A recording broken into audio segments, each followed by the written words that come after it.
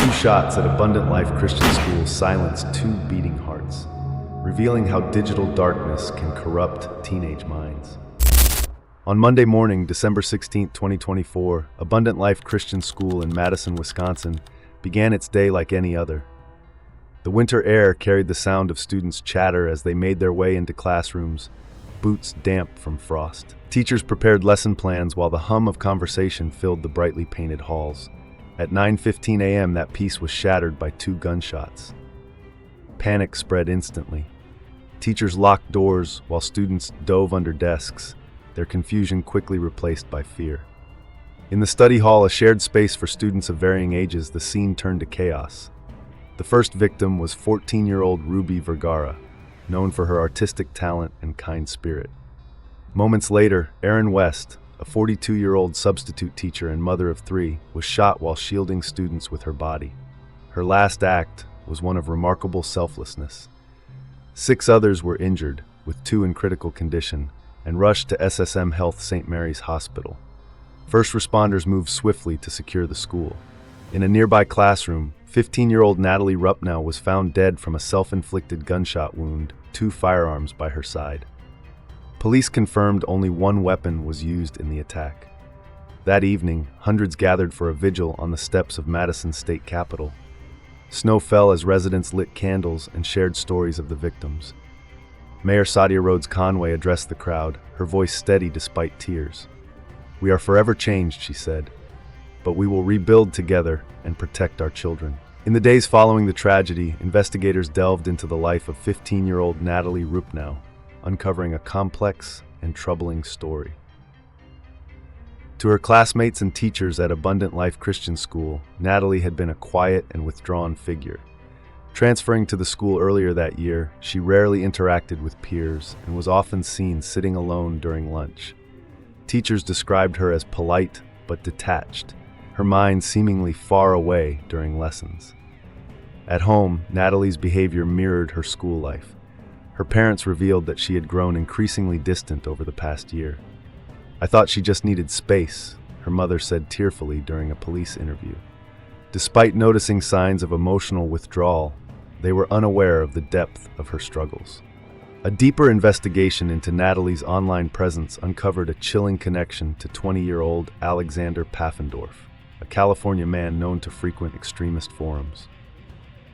Over months of communication, Pfaffendorf encouraged Natalie's growing anger and sense of alienation, framing her pain as a tool for power. In one message, he wrote, "They don't see you now, but they will." Pfaffendorf was detained by the FBI the day after the shooting. His digital footprint revealed plans for violent acts, including targeting government buildings.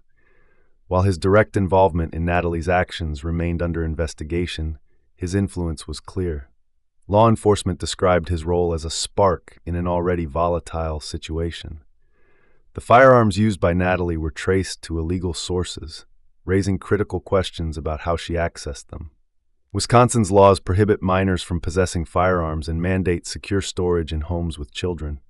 Yet these regulations failed to prevent the tragedy, prompting scrutiny of enforcement gaps. Investigators and experts noted that female school shooters are rare, but the underlying psychological patterns, alienation, unresolved trauma, and suicidal tendencies are consistent. As details emerged, the portrait of Natalie became one of a vulnerable mind manipulated by external influences, leaving the Madison community grappling with unanswered questions. At 9:15 a.m. on December 16, 2024, chaos erupted in the study hall of Abundant Life Christian School. Armed with a handgun, 15-year-old Natalie Rupnow entered the room and opened fire. The first victim, 14-year-old Ruby Vergara, was sitting at her desk working on a sketch. Known for her artistic dreams and infectious smile, Ruby's death devastated her classmates and community. Erin West, a 42-year-old substitute teacher, was killed while protecting her students. Described as warm and selfless, Erin's final act was one of immense bravery. Her loss was deeply felt, especially by her family, including her 3 children. 6 others were injured in the attack, with 2 critically wounded. The victims were rushed to nearby hospitals, their families anxiously awaiting updates. First responders arrived swiftly, evacuating survivors and securing the school. Outside, parents gathered in fear, desperate for news. Among them was Julie Bolos, whose 2 daughters had narrowly escaped harm. "I heard the shots before I got the call," she recounted, still in shock. Her daughters were physically unharmed but deeply traumatized by the events. By the time police reached the study hall, Natalie had turned the gun on herself. Crime scene photos revealed the aftermath: overturned desks, scattered papers, and the lingering smell of gunpowder. The horror of the scene underscored the magnitude of the tragedy. That evening, the community united for a candlelight vigil. Snowflakes fell as hundreds gathered at the state capitol, candles in hand, to honor the victims. Mayor Satya Rhodes Conway addressed the crowd, acknowledging the profound grief while calling for unity. "We must heal together," she said, "and we must ensure this never happens again." The immediate aftermath left scars across the Madison community. Survivors struggled with trauma, and families mourned their irreplaceable losses. As the city sought to comprehend the tragedy, the need for systemic change became increasingly clear. In the wake of the December 16, 2024 tragedy, Madison faced the difficult task of mourning and rebuilding. Vigils and memorials became spaces for collective grief, with the largest held on December 17th at the state capitol. Hundreds gathered in the cold, holding candles and leaving flowers to honor 14-year-old Ruby Vergara and 42-year-old Aaron West. Ruby's friends remembered her passion for art and her dream of becoming an animator. Aaron's family and colleagues spoke of her courage and unwavering dedication to her students. Abundant Life Christian School quickly implemented new safety measures, including reinforced classroom doors and active shooter training for staff. Principal Barbara Weirs vowed to rebuild trust, saying, "We will honor the lives lost by ensuring our students feel safe and supported." The tragedy reignited debates about gun control, mental health, and the unchecked dangers of online radicalization. Investigators revealed that Natalie Rupno's firearms were obtained illegally, highlighting gaps in enforcement of Wisconsin's storage laws. Lawmakers introduced proposals for stricter firearm regulations and expanded resources for at-risk youth. The FBI's investigation into Natalie's connection with Alexander Pfaffendorf underscored the growing threat of digital radicalization. Advocacy groups demanded tech companies take greater responsibility for monitoring extremist content, while community leaders called for better mental health support to identify and assist struggling individuals before crises escalate. For the families of Ruby and Aaron, the pain remained immeasurable.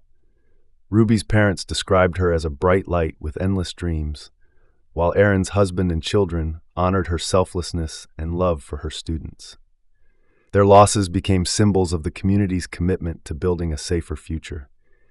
Madison's response to the tragedy was one of resilience and determination. Vigils, reforms, and public discourse ensured that the pain endured would drive meaningful change. The memories of Ruby and Aaron became a legacy, inspiring the community to address systemic failures and protect its most vulnerable. This collective action turned grief into purpose, ensuring that the events of December 16, 2024, would not define Madison by its loss, but by its resolve to prevent future tragedies. Let's honor the lives lost by making a difference, advocate for safer schools, support mental health initiatives, and hold conversations about change. If this story moved you, share it with others, and join the mission to protect our communities. Together, we can build a safer future. Don't forget to like, share, and subscribe for more stories that matter.